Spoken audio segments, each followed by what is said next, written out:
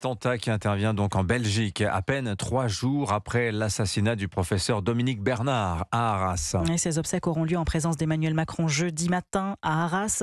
L'assaillant présumé Mohamed Mogouchkov doit être présenté à un juge d'instruction antiterroriste aujourd'hui en vue d'une éventuelle mise en examen. Et après l'émotion, les questions. Comment cette famille, dont 2 des fils sont désormais connus pour des actes terroristes, a-t-elle pu rester en France ? Les critiques dénoncent l'impuissance du gouvernement. Alors hier soir, le ministre de l'Intérieur y a répondu sur le plateau de Pascal Praud dans l'heure des Pro 2 sur CNews, Jacques Serret.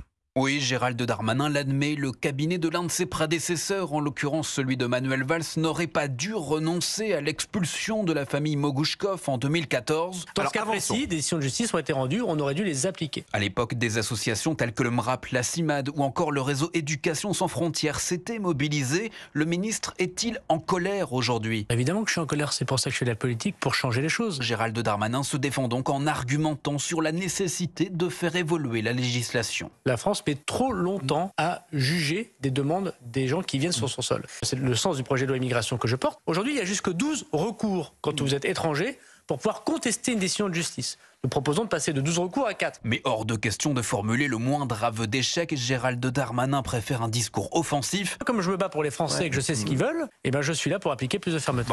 Une consigne de l'Élysée face au procès en impuissance. Emmanuel Macron a demandé à ses ministres d'incarner un État impitoyable envers les porteurs de haine. Jacques Serret du service politique d'Europe.